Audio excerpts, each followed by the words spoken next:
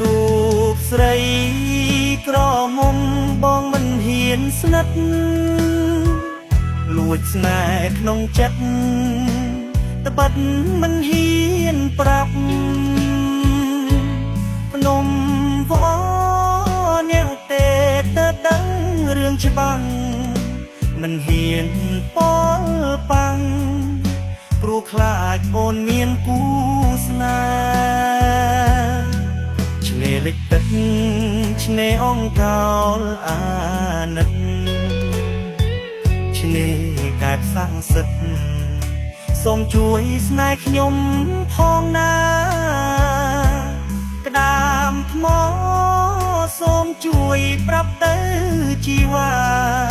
ថាខ្ញុំស្នេហាប្រាថ្នារូបស្រីជាគូ